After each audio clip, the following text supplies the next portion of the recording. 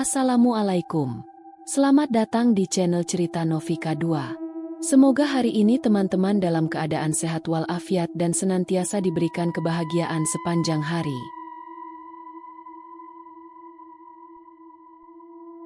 Keluarga Sarwono baru saja memutuskan untuk pindah ke sebuah rumah kontrakan di pinggiran kota.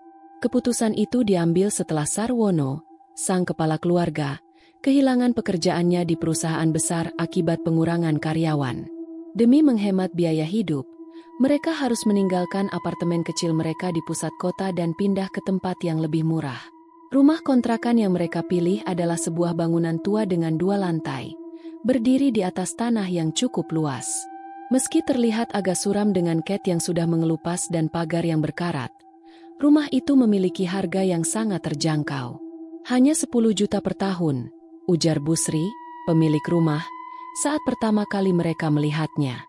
Bagi Sarwono dan istrinya, Wati, itu adalah solusi terbaik di tengah keterbatasan mereka. Rumah ini cukup besar untuk kita bertiga. Ada halaman belakang juga, kata Wati, mencoba melihat sisi positifnya. Putra mereka yang berusia 7 tahun, Bayu, tampak senang berlarian di halaman belakang yang dipenuhi rumput liar. Anak itu tampak tak peduli pada kesan usang yang terpancar dari rumah tersebut.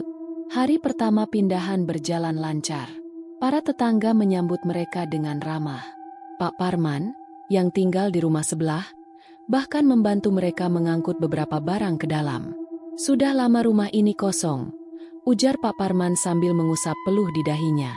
Senang sekali akhirnya ada yang menempati lagi. Semoga kalian betah di sini. Sarwono mengangguk sambil tersenyum. Terima kasih, Pak Parman. Semoga semuanya berjalan lancar. Namun, saat malam tiba, suasana rumah mulai terasa berbeda. Angin malam yang berhembus melewati celah-celah jendela kayu tua itu menciptakan suara menderu yang aneh.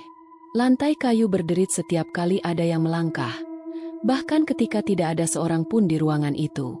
Wati, yang sedang merapikan dapur, tiba-tiba merasa seperti diawasi. Tapi dia mengabaikan perasaan itu, berpikir mungkin hanya kelelahan. Hari berikutnya, Sarwono berangkat mencari pekerjaan baru. Wati sibuk membersihkan rumah, sementara Bayu bermain di halaman belakang. Ketika Wati sedang menyapu lantai ruang tamu, ia menemukan sebuah benda aneh di bawah sofa tua yang ditinggalkan pemilik sebelumnya. Itu adalah sebuah boneka kayu kecil dengan bentuk yang tidak biasa. Wajahnya diukir kasar, dan ada bekas noda merah seperti cat di bagian matanya. Boneka siapa ini? Gumam Wati sambil memeriksa boneka itu. Ia merasa sedikit tidak nyaman, tetapi memutuskan untuk menyimpannya di laci dapur, jauh dari jangkauan Bayu. Sore harinya, saat Bayu bermain di kamar, ia tiba-tiba berlari ke arah Wati dengan wajah pucat. "Ibu, ada orang di kamar atas," serunya. Wati langsung merasa jantungnya berdegup kencang. "Orang? Siapa, nak?" tanyanya sambil memeluk Bayu. "Aku nggak tahu, Bu. Tapi dia berdiri di sudut kamar. Mukanya serem banget," kata Bayu dengan suara gemetar. Wati mencoba menenangkan Bayu, meyakinkan bahwa mungkin itu hanya imajinasinya saja. Namun, ketika ia naik ke kamar atas untuk memeriksa, perasaan dingin menyelubungi tubuhnya. Tidak ada siapa-siapa di sana, tetapi bau aneh seperti bunga melati tercium sangat kuat. Malam itu, Sarwono kembali ke rumah dengan wajah lelah.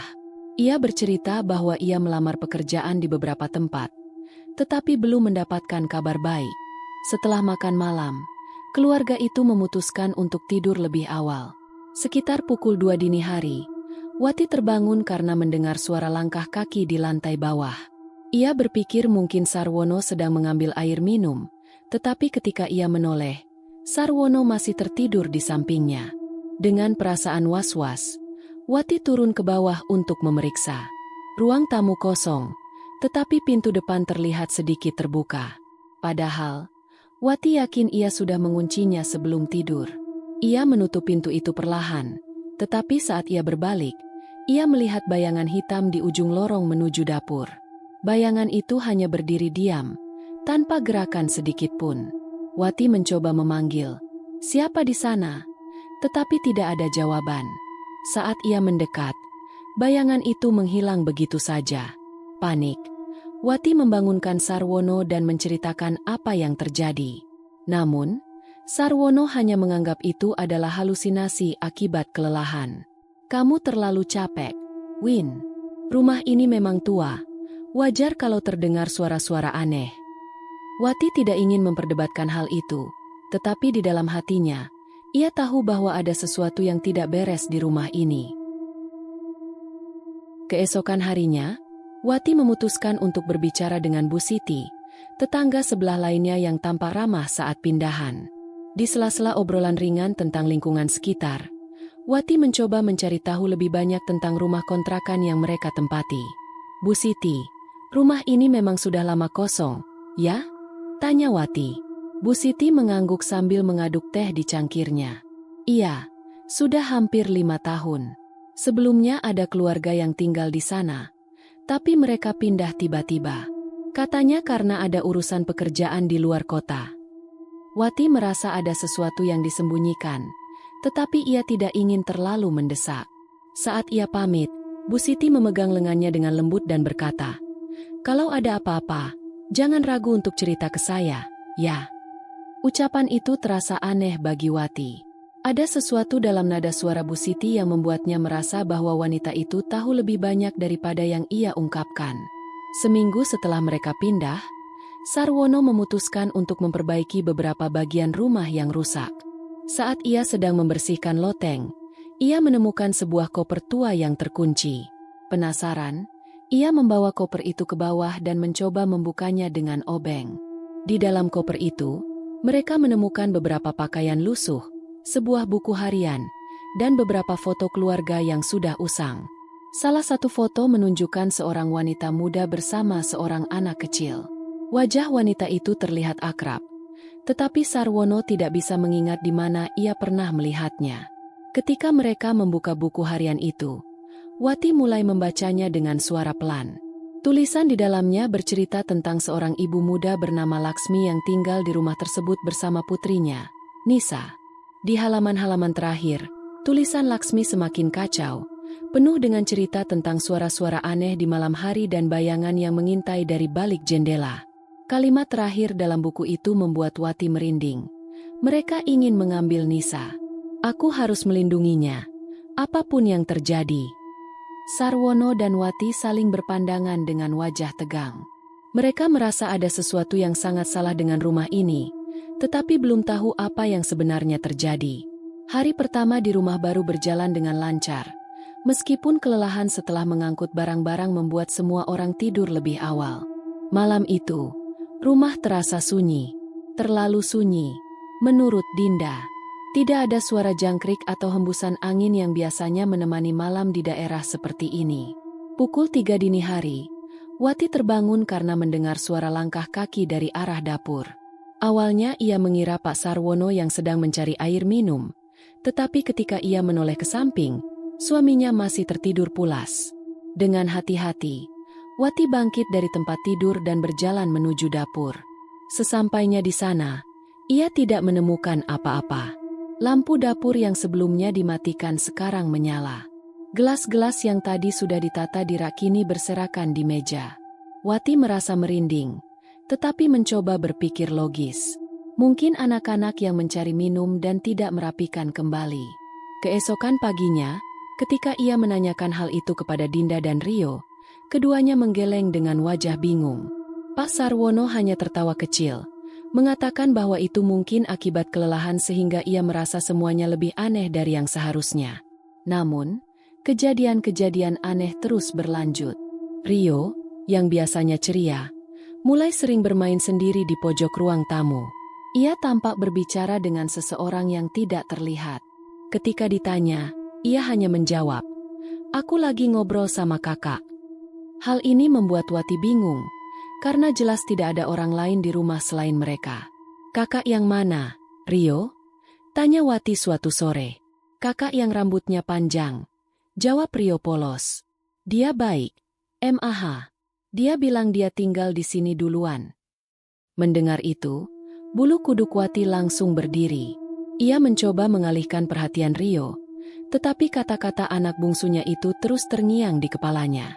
Sementara itu, Dinda juga mengalami hal-hal aneh. Suatu malam, ketika sedang mengerjakan tugas sekolah di kamarnya, ia mendengar suara ketukan dari jendela. Ketukan itu berulang 3 kali, membuatnya penasaran. Namun, ketika ia membuka tirai, tidak ada siapa-siapa di luar. Rumah mereka dikelilingi pagar tinggi, dan mustahil ada orang yang bisa mencapai jendela kamarnya tanpa tangga. Dinda mencoba mengabaikan kejadian itu, tetapi suara ketukan itu kembali datang di malam-malam berikutnya. Bahkan, suatu kali ia mendengar suara pelan yang memanggil namanya. Dinda, Dinda. Ketakutan, Dinda akhirnya menceritakan semuanya kepada Wati. Namun, Wati hanya menyuruhnya berdoa sebelum tidur dan mencoba untuk tidak memikirkan hal-hal aneh itu. Beberapa hari kemudian, Pak Sarwono akhirnya mengalami kejadian yang membuatnya percaya bahwa ada sesuatu yang tidak beres dengan rumah ini. Malam itu, ia lembur di ruang kerja.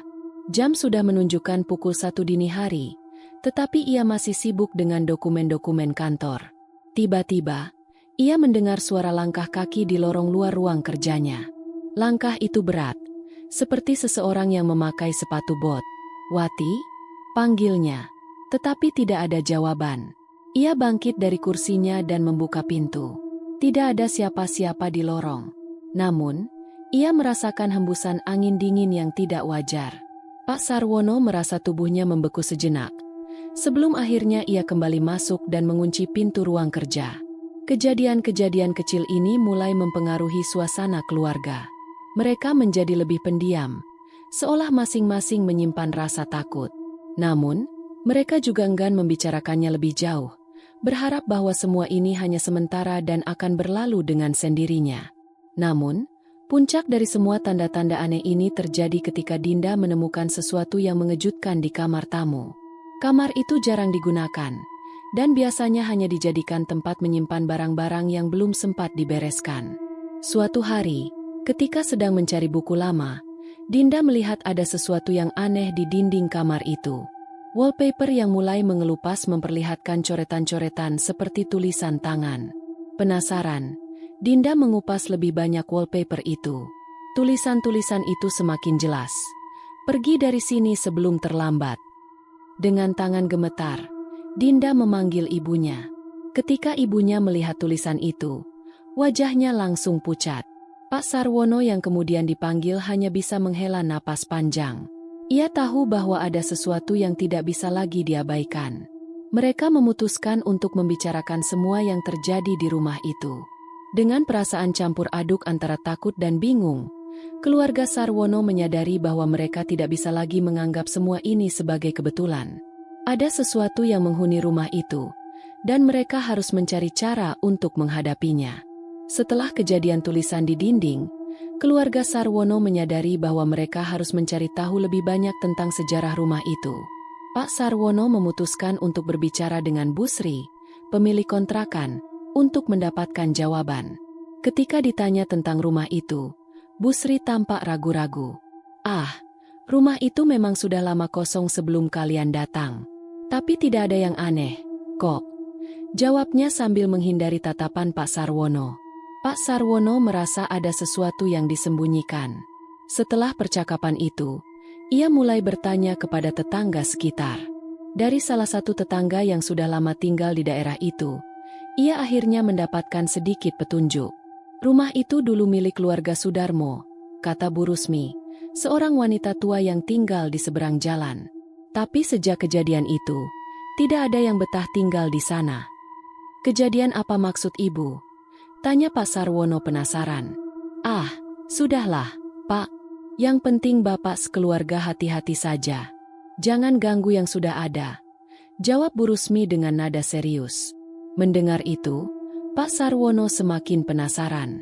Ia mencari informasi lebih lanjut melalui internet, tetapi tidak menemukan banyak. Akhirnya, ia memutuskan untuk pergi ke arsip kota untuk mencari catatan lama tentang rumah itu. Di arsip kota, ia menemukan bahwa rumah itu dibangun pada tahun 1950-an oleh keluarga Sudarmo, seorang pengusaha kaya. Namun, Pada tahun 1980, seluruh anggota keluarga ditemukan tewas dalam keadaan misterius. Berita itu menyebutkan bahwa mereka diduga menjadi korban pembunuhan, tetapi pelakunya tidak pernah ditemukan. Setelah kejadian itu, rumah tersebut dijual berkali-kali, tetapi setiap penghuni baru selalu pindah dalam waktu singkat karena mengalami hal-hal aneh. Pak Sarwono membawa informasi itu pulang dan memberitahu keluarganya. Mereka merasa semakin takut, tetapi juga tahu bahwa mereka harus melakukan sesuatu untuk melindungi diri. Malam itu terasa lebih mencekam dibandingkan sebelumnya. Angin dingin berhembus masuk melalui celah-celah jendela, meskipun semua jendela sudah tertutup rapat. Keluarga Sarwono duduk bersama di ruang tamu, mencoba menenangkan diri setelah mengetahui masa lalu rumah yang mereka tempati. Namun, perasaan tidak nyaman semakin terasa. Seakan-akan, rumah itu sendiri tidak senang dengan kehadiran mereka. Malam itu, sekitar pukul 2 dini hari, suara langkah kaki terdengar dari loteng. Langkah itu berat, perlahan, namun terus berulang-ulang. Pak Sarwono, yang sudah mulai terbiasa dengan kejadian aneh, berusaha untuk mengabaikannya. Namun, suara itu semakin lama semakin keras, seolah-olah seseorang sengaja ingin mereka mendengarnya. "Pak, kamu dengar itu?" tanya Wati dengan suara gemetar. Pak Sarwono hanya mengangguk. Ia mencoba mengumpulkan keberanian untuk naik ke loteng. Namun, sebelum ia melangkah, suara langkah itu berhenti, digantikan dengan bunyi seretan, seperti sesuatu yang berat sedang digeser. Dinda dan Rio, yang juga terbangun karena suara tersebut, memeluk erat ibu mereka. Wajah mereka pucat pasi. Pak Sarwono akhirnya memutuskan untuk membawa senter dan memeriksa ke loteng. Dengan tangan gemetar, ia membuka pintu kecil yang mengarah ke tangga loteng. Saat ia menyalakan senter, lampu di loteng tiba-tiba berkedip dan menyala dengan sendirinya. Pak Sarwono melihat ke sekeliling. Loteng itu penuh debu dan barang-barang lama yang tidak dikenal. Di sudut loteng, ia melihat sesuatu yang membuat jantungnya hampir berhenti. Sebuah boneka tua dengan pakaian yang sudah usang. Mata boneka itu tampak kosong, tetapi terasa seperti sedang menatap langsung ke arahnya. Ia segera turun tanpa berkata apa-apa. Wajahnya pucat, dan ia langsung mengunci pintu loteng. Malam berikutnya, Dinda mengalami sesuatu yang jauh lebih menyeramkan. Saat ia sedang tertidur lelap, ia merasa ada sesuatu yang menyentuh kakinya.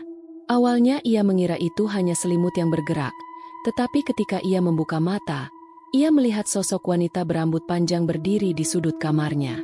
Wajah wanita itu tidak jelas karena tertutup oleh rambut, tetapi tubuhnya kurus dan tampak seperti tidak berpijak di lantai. Dinda ingin menjerit, tetapi suaranya tidak keluar. Tubuhnya terasa kaku, seolah-olah ada sesuatu yang menahan seluruh ototnya. Sosok itu mulai bergerak mendekatinya. Langkahnya perlahan, tetapi sangat menakutkan. Ketika sosok itu hampir mencapai tempat tidur, tiba-tiba terdengar suara keras dari luar kamar, seperti piring yang jatuh. Sosok itu berhenti dan menghilang begitu saja. Dinda langsung melompat dari tempat tidur dan berlari ke kamar orang tuanya sambil menangis. Ketika ia menceritakan apa yang terjadi, Wati langsung memeluknya erat. Pak Sarwono tahu bahwa situasi ini sudah semakin serius. Rio, yang biasanya ceria, mulai berubah. Ia sering menyendiri dan berbicara dengan teman bayangannya di kamar. Suatu hari, ketika Wati masuk ke kamar Rio untuk memeriksa, ia melihat anaknya duduk di lantai sambil menggambar sesuatu. Gambar itu menunjukkan sebuah keluarga yang sedang duduk di ruang tamu. Namun, di belakang keluarga itu, ada sosok hitam besar dengan mata merah yang mengawasi mereka. "Rio, siapa yang ada di gambar ini?" tanya Wati sambil berusaha tetap tenang. "Itu teman kakak. Dia bilang dia jaga kita," jawab Rio polos. Wati merasa merinding. Ia tidak tahu harus berkata apa. Ketika ia mengambil gambar itu untuk melihat lebih dekat, ia merasakan udara di kamar Rio tiba-tiba menjadi sangat dingin. Ia buru-buru membawa Rio keluar dari kamar itu. Keluarga Sarwono akhirnya memutuskan untuk mencari bantuan. Mereka menghubungi seorang ustadz yang dikenal oleh tetangga mereka. Ustadz Hadi, Seorang pria parubaya dengan wajah tenang datang ke rumah mereka malam itu juga. Setelah mendengar cerita dari keluarga Sarwono, Ustadz Hadi mulai melakukan doa dan membaca ayat-ayat suci di seluruh rumah. Ketika ia sampai di loteng, ia tiba-tiba berhenti dan tampak tegang.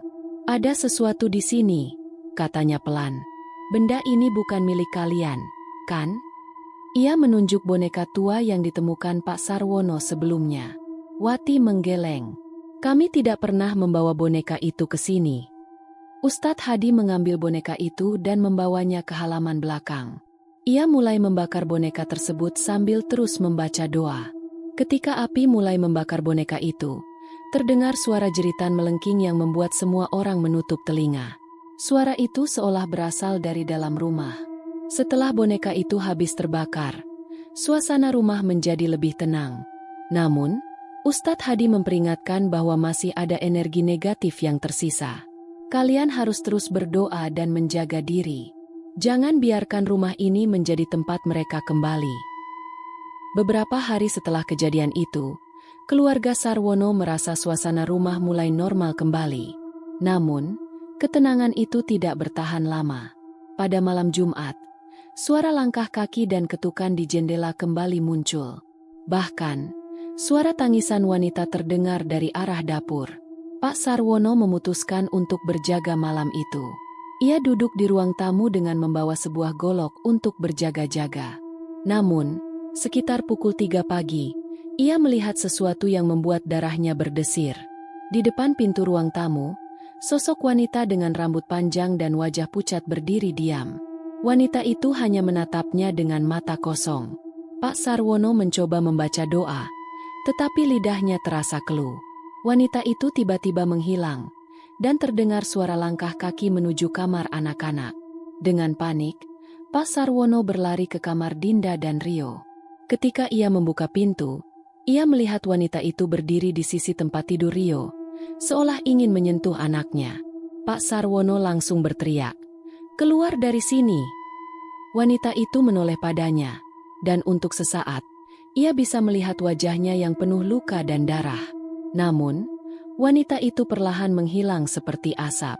Keesokan harinya, keluarga Sarwono memutuskan bahwa mereka tidak bisa lagi tinggal di rumah itu. Meskipun mereka belum menemukan tempat tinggal baru, mereka sepakat untuk sementara waktu tinggal di rumah salah satu kerabat. Dengan bantuan tetangga, mereka mulai mengemasi barang-barang mereka. Namun, saat mereka sedang bersiap-siap, terdengar suara tertawa pelan dari arah loteng. Suara itu semakin keras dan diikuti dengan suara langkah kaki yang bergerak turun dari tangga loteng. Semua orang yang ada di rumah langsung berhenti dan saling menatap dengan wajah ketakutan. "Kita harus pergi sekarang," kata Wati dengan suara gemetar. Tanpa menunggu lebih lama, mereka segera meninggalkan rumah itu, meninggalkan sebagian barang-barang mereka di dalam. Saat mereka berjalan keluar, Dinda menoleh ke belakang untuk terakhir kalinya. Dari jendela lantai 2, ia melihat sosok wanita berambut panjang menatap mereka dengan senyum menyeramkan. Keluarga Sarwono akhirnya berhasil keluar dari rumah itu. Namun, pengalaman mereka meninggalkan bekas yang tidak akan pernah hilang. Rumah kontrakan itu tetap berdiri, kosong, dan menyimpan rahasia gelap yang mungkin tidak akan pernah terungkap sepenuhnya. Keluarga Sarwono akhirnya menyadari bahwa mereka tidak bisa menghadapi teror di rumah itu sendirian. Semua kejadian aneh yang mereka alami sudah berada di luar batas nalar, dan mereka tidak lagi sanggup bertahan.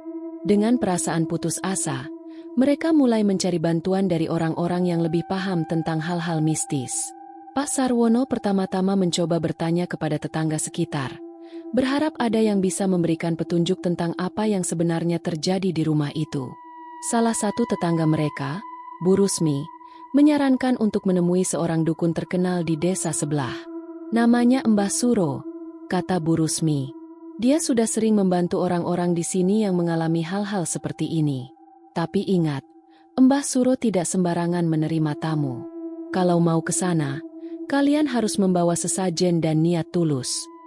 Pak Sarwono, yang awalnya ragu, akhirnya setuju. Keesokan harinya, ia bersama Wati mengunjungi rumah Mbah Suro. Rumah itu terletak di ujung desa, di tengah kebun bambu yang rindang. Ketika mereka tiba, seorang pria tua dengan janggut putih lebat sudah menunggu di beranda rumah. "Aku sudah tahu kalian akan datang," kata Mbah Suro dengan suara berat. Pak Sarwono dan Wati saling berpandangan, terkejut mendengar kata-kata itu. Mereka pun menceritakan semua yang terjadi di rumah mereka, mulai dari langkah kaki di loteng, suara tangisan, hingga penampakan wanita misterius. Mbah Suro mendengarkan dengan seksama tanpa berkata apa-apa, hanya mengangguk sesekali. Setelah mendengar cerita mereka, Mbah Suro akhirnya angkat bicara. "Rumah itu bukan sekadar rumah tua. Ada sesuatu yang menghuni di sana, sesuatu yang tidak ingin diganggu." "Apa yang harus kami lakukan, Mbah?" tanya Wati dengan suara penuh harap. Mbah Suro menghela napas panjang. "Aku bisa membantu kalian, tapi kalian harus siap menghadapi kebenaran. Apa yang terjadi di rumah itu bukan hal kecil. Ada energi jahat yang sangat kuat." Beberapa hari kemudian, Mbah Suro datang ke rumah keluarga Sarwono untuk melakukan ritual pembersihan. Ia membawa berbagai perlengkapan, termasuk dupa, kemenyan, dan air suci yang telah diberkati. Seluruh keluarga diminta untuk berdoa bersama, sementara Mbah Suro mulai berjalan ke setiap sudut rumah, membaca mantra-mantra yang tidak mereka mengerti. Ketika Mbah Suro sampai di loteng, tiba-tiba udara di rumah menjadi sangat dingin. Lampu-lampu berkedip, dan suara langkah kaki kembali terdengar. Kali ini lebih keras dan lebih menyeramkan. Dinda dan Rio mulai menangis ketakutan, sementara Pak Sarwono mencoba menenangkan mereka. "Jangan takut," kata Mbah Suro dengan tenang. "Mereka hanya mencoba menakut-nakuti kita." Saat ritual berlangsung, sesuatu yang tidak terduga terjadi. Sosok wanita berambut panjang yang sering muncul dalam penampakan tiba-tiba muncul di tengah ruang tamu. Wajahnya penuh luka dan darah. Matanya memancarkan kebencian yang mendalam. Ia menatap langsung ke arah Wati, yang langsung memeluk anak-anaknya erat-erat.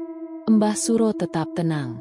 Ia mengarahkan dupa ke arah sosok tersebut sambil membaca mantra dengan suara lantang. Sosok wanita itu mulai berteriak. Suara jeritannya menggema di seluruh rumah. Perlahan-lahan, sosok itu menghilang, tetapi sebelum lenyap sepenuhnya, ia berkata, "Kalian tidak akan pernah aman di sini." Setelah ritual selesai, suasana rumah menjadi lebih tenang. Namun, Mbah Suro memperingatkan bahwa ini hanyalah sementara. Energi negatif di rumah ini sangat kuat. "Aku sudah melemahkan mereka, tapi mereka akan kembali jika tidak ada tindakan lebih lanjut. Rumah ini harus ditinggalkan." Tidak puas dengan jawaban Mbah Suro, Pak Sarwono memutuskan untuk menggali lebih dalam tentang masa lalu rumah itu. Ia kembali mengunjungi arsip kota untuk mencari catatan tentang pemilik rumah sebelumnya. Di sana, ia menemukan sebuah dokumen lama yang mengungkapkan cerita yang mengerikan. Rumah itu ternyata pernah menjadi saksi bisu tragedi berdarah pada tahun 1980-an. Keluarga Sudarmo, yang dahulu tinggal di rumah itu, ditemukan tewas mengenaskan di kamar tidur utama. Berdasarkan laporan polisi, semua anggota keluarga meninggal akibat luka tusuk, tetapi pelakunya tidak pernah ditemukan. Lebih mengerikan lagi, ada desas-desus bahwa salah satu anggota keluarga yang menjadi korban telah mempraktikkan ilmu hitam untuk melindungi rumah mereka. Pak Sarwono merasa bulu kuduknya berdiri saat membaca dokumen itu. Ia menyadari bahwa rumah ini bukan sekadar rumah tua biasa. Rumah ini membawa kutukan yang mengerikan. Setelah mengetahui fakta mengerikan itu, Pak Sarwono memutuskan untuk kembali meminta bantuan Ustadz Hadi. Kali ini, Ustadz Hadi membawa beberapa asistennya untuk melakukan pengajian besar di rumah tersebut. Mereka membaca ayat-ayat suci dengan lantang, berharap bisa mengusir semua makhluk halus yang masih menghuni rumah itu. Saat pengajian berlangsung, berbagai fenomena aneh terjadi. Pintu-pintu tertutup dengan sendirinya. Suara jeritan terdengar dari arah dapur, dan aroma busuk mulai menyebar di seluruh rumah. Namun, Ustadz Hadi dan timnya tidak menyerah. Mereka terus melantunkan doa hingga akhirnya semua fenomena tersebut berhenti. Setelah selesai, Ustadz Hadi berkata kepada keluarga Sarwono, "Rumah ini sudah terlalu lama dikuasai oleh energi negatif. Meski kita telah membersihkannya, Saya sarankan kalian untuk segera pindah. Ini demi keselamatan kalian. Setelah melalui berbagai pengalaman mengerikan, keluarga Sarwono akhirnya memutuskan untuk meninggalkan rumah itu. Mereka menyadari bahwa tidak ada yang lebih penting daripada keselamatan keluarga mereka. Dengan berat hati, mereka mulai mengemasi barang-barang dan mencari tempat tinggal baru. Namun, sebelum mereka pergi, Pak Sarwono sempat melihat sesuatu yang membuatnya merinding. Dari kaca jendela ruang tamu, ia melihat bayangan wanita berambut panjang itu untuk terakhir kalinya. Wanita itu hanya berdiri di sana, menatap mereka pergi, seolah-olah mengucapkan selamat tinggal. Keluarga Sarwono akhirnya meninggalkan rumah itu dengan perasaan lega bercampur takut. Meski mereka telah keluar dari rumah tersebut, pengalaman itu akan selalu menjadi bagian dari hidup mereka. Dan rumah itu tetap berdiri kosong, menyimpan semua misteri dan kengerian yang tidak akan pernah terungkap sepenuhnya. Setelah meninggalkan rumah kontrakan yang penuh teror itu, keluarga Sarwono pindah sementara ke rumah kerabat mereka di kota sebelah. Meskipun tempat baru itu kecil dan jauh dari kenyamanan, mereka merasa jauh lebih tenang. Namun, bayang-bayang dari pengalaman mengerikan di rumah kontrakan itu masih melekat di benak mereka. Di rumah kerabat, keluarga Sarwono mencoba memulai kembali rutinitas mereka. Pak Sarwono mencari pekerjaan baru yang lebih dekat dengan lokasi mereka sekarang, sementara Wati fokus pada anak-anaknya yang masih trauma. Dinda dan Rio masih sering terbangun di malam hari karena mimpi buruk. Dinda mengaku beberapa kali bermimpi tentang wanita berambut panjang yang pernah menghantuinya. Sementara itu, Rio menjadi lebih pendiam dari biasanya. Ketika ditanya, ia hanya menjawab singkat, "Aku nggak suka gelap, MAH." Wati memutuskan untuk membawa kedua anaknya ke psikolog anak untuk membantu mereka pulih dari trauma. Dalam sesi terapi, psikolog mencoba membuat Dinda dan Rio menceritakan perasaan mereka melalui gambar dan permainan. Meski perlahan, perubahan positif mulai terlihat. Dinda mulai bisa tidur lebih nyenyak, dan Rio kembali ceria, meskipun masih takut berada sendirian di ruangan gelap. Pak Sarwono, di sisi lain, terus mencoba menenangkan dirinya. Ia seringkali terbangun di tengah malam, memikirkan apa yang telah terjadi. Rasa bersalah karena membawa keluarganya ke rumah kontrakan itu masih membebani pikirannya. Namun, ia tahu bahwa dirinya harus kuat demi keluarganya. Meskipun mereka sudah jauh dari rumah kontrakan tersebut, kenangan akan kejadian di sana tidak mudah hilang. Salah satu momen yang paling mengganggu adalah saat Wati menemukan salah satu boneka yang dulu pernah ada di loteng rumah kontrakan. Entah bagaimana, tiba-tiba muncul di dalam koper mereka. Boneka itu terlihat sama persis, dengan baju yang usang dan mata kosong yang menyeramkan. Ketika boneka itu ditemukan, Dinda langsung menangis dan mengatakan bahwa boneka itu adalah milik wanita itu. Tanpa pikir panjang, Pak Sarwono membuang boneka tersebut ke sungai di dekat rumah kerabat mereka. Namun, kejadian itu membuat mereka semakin yakin bahwa energi dari rumah kontrakan itu masih berusaha mengikuti mereka. Untuk memastikan tidak ada lagi barang-barang dari rumah kontrakan yang terbawa, keluarga Sarwono memeriksa ulang semua koper dan barang bawaan mereka. Mereka juga mengundang seorang ustadz untuk memanjatkan doa di rumah kerabat mereka, memohon perlindungan agar keluarga mereka benar-benar terlepas dari gangguan makhluk halus. Setelah beberapa bulan berlalu, kehidupan keluarga Sarwono perlahan kembali normal. Mereka berhasil menyewa rumah baru yang lebih aman dan nyaman. Lingkungan di rumah baru itu lebih ramai, dengan tetangga yang ramah dan saling mengenal.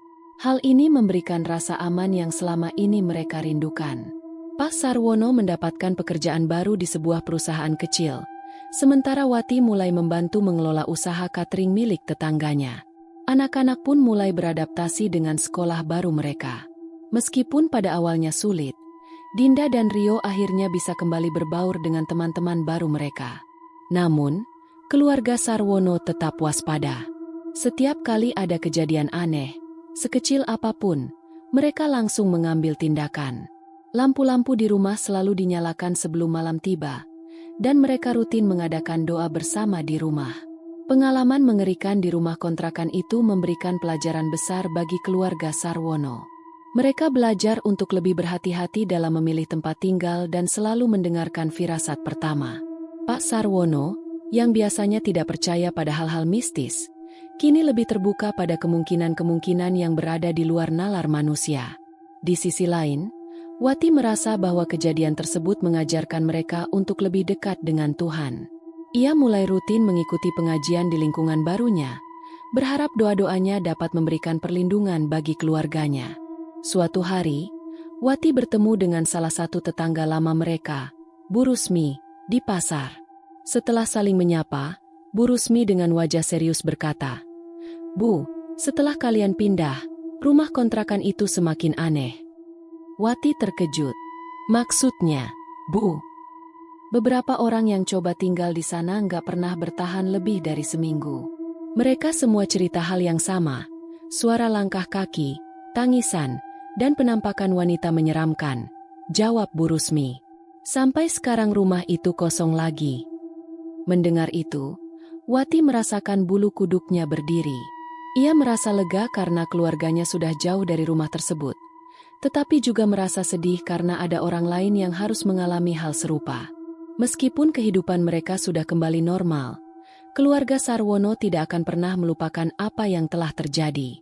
Setiap kali melewati daerah dekat rumah kontrakan itu, mereka selalu mempercepat langkah dan berusaha untuk tidak menoleh ke arah rumah tersebut.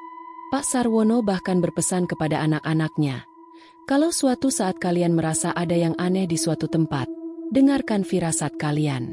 Jangan pernah abaikan." Pengalaman itu menjadi pengingat bahwa dunia ini tidak hanya dihuni oleh manusia, tetapi juga makhluk-makhluk lain yang tak kasat mata. Dan meskipun mereka telah selamat, bekas dari pengalaman itu akan selalu menjadi bagian dari hidup mereka. Kini, keluarga Sarwono menjalani hidup dengan lebih waspada. Mereka berusaha menjaga keharmonisan keluarga dan tetap saling mendukung, apapun yang terjadi. Meski luka dari masa lalu belum sepenuhnya sembuh, mereka tahu bahwa mereka telah melewati salah satu ujian terbesar dalam hidup mereka, dan itu membuat mereka semakin kuat. Setelah kehidupan mereka kembali berjalan normal, keluarga Sarwono berpikir bahwa mimpi buruk mereka telah berakhir. Namun, mereka tidak tahu bahwa rahasia terbesar tentang rumah kontrakan itu masih tersembunyi, menunggu untuk terungkap. Pada suatu malam, Wati mengalami mimpi yang aneh. Dalam mimpinya, ia berada di depan rumah kontrakan yang dulu mereka tinggali. Rumah itu tampak lebih menyeramkan, dengan jendela-jendela yang gelap dan pintu yang terbuka lebar. Dari dalam rumah, terdengar suara tangisan yang memanggil namanya. "Wati, tolong!" Suara itu terdengar samar tetapi jelas memanggilnya. Saat ia melangkah mendekati pintu, ia melihat sosok seorang wanita berambut panjang berdiri di ruang tamu. Wanita itu menatap Wati dengan mata penuh duka. Ketika Wati hendak bertanya siapa dia, wanita itu berkata, "Kebenaran harus diungkap. Jangan biarkan aku terus terperangkap." Sebelum Wati sempat menjawab, ia terbangun dengan keringat dingin membasahi tubuhnya. Wati merasa mimpi itu bukan sekadar bunga tidur. Ia yakin ada sesuatu yang harus ia temukan untuk menghentikan semua gangguan yang pernah mereka alami. Dengan perasaan berat, Pak Sarwono dan Wati memutuskan untuk kembali ke rumah kontrakan tersebut. Mereka ingin mencari tahu lebih dalam tentang masa lalu rumah itu. Untuk berjaga-jaga, mereka mengajak Ustadz Hadi untuk menemani mereka. Ketika mereka tiba di rumah itu, suasananya sangat sunyi. Rumah itu tampak lebih suram dari sebelumnya, dengan halaman yang dipenuhi rumput liar. Pintu rumah masih terkunci, tetapi kunci yang mereka bawa dari dulu masih dapat membukanya. Begitu mereka masuk, hawa dingin langsung menyelimuti tubuh mereka. Ustadz Hadi mulai membaca doa-doa untuk melindungi mereka dari gangguan. Saat mereka menjelajahi rumah, Wati merasakan ada sesuatu yang memanggilnya ke loteng. Mereka menaiki tangga loteng dengan hati-hati. Loteng itu masih sama seperti terakhir kali mereka tinggalkan, penuh dengan debu dan barang-barang lama. Namun, kali ini, Ustadz Hadi menemukan sesuatu yang menarik perhatian. Di sudut loteng, terdapat sebuah papan kayu yang tampak berbeda dari lantai lainnya. "Ada sesuatu di bawah sini," kata Ustadz Hadi. Dengan bantuan Pak Sarwono, mereka membuka papan kayu tersebut. Di bawahnya, mereka menemukan sebuah kotak besi tua yang terkunci. Pak Sarwono berhasil membuka kotak itu dengan linggis yang mereka bawa. Di dalamnya, terdapat sejumlah dokumen lama, foto, dan sebuah buku catatan. Buku catatan itu milik seorang wanita bernama Sulastri. Dari tulisan di dalamnya, mereka mengetahui bahwa Sulastri adalah penghuni pertama rumah itu. Ia menulis tentang kehidupan bahagianya bersama suami dan anaknya, hingga suatu hari suaminya berubah menjadi kasar dan kejam. Dalam catatan terakhirnya, Sulastri menulis bahwa ia dan anaknya menjadi korban kekerasan suaminya, yang akhirnya membuat mereka kehilangan nyawa. Setelah membaca catatan itu, Ustadz Hadi menjelaskan bahwa arwah Sulastri dan anaknya kemungkinan besar masih terperangkap di rumah itu karena kematian mereka yang tidak wajar. Mereka membutuhkan doa dan pengampunan agar dapat tenang, kata Ustadz Hadi. Mereka memutuskan untuk mengadakan doa bersama di rumah itu, mengundang beberapa warga dan tetangga sekitar. Doa berlangsung khusyuk, dengan harapan dapat membantu arwah Sulastri dan anaknya menemukan kedamaian. Saat doa selesai, suasana rumah terasa lebih ringan. Wati merasa seolah-olah ada yang berbisik lembut di telinganya. "Terima kasih." Sebuah perasaan damai menyelimuti mereka, seolah-olah arwah Sulastri telah pergi dengan tenang. Setelah kejadian itu, rumah kontrakan tersebut tidak lagi terasa menyeramkan. Beberapa bulan kemudian, rumah itu kembali disewakan kepada keluarga baru, dan tidak ada lagi laporan tentang gangguan mistis. Keluarga Sarwono merasa lega karena mereka telah membantu menyelesaikan misteri yang menghantui rumah itu. Pengalaman tersebut mengajarkan mereka tentang pentingnya kepekaan terhadap energi di sekitar mereka dan perlunya berdoa untuk perlindungan. Meski trauma masih membekas, mereka merasa telah menutup bab kelam dalam hidup mereka dengan cara yang benar. Kini, keluarga Sarwono menjalani hidup mereka dengan damai, dengan keyakinan bahwa mereka telah membantu seseorang yang membutuhkan meskipun dari dunia yang berbeda. Pengalaman ini akan selalu menjadi pengingat bahwa kebaikan dan doa dapat melampaui batas kehidupan dan kematian.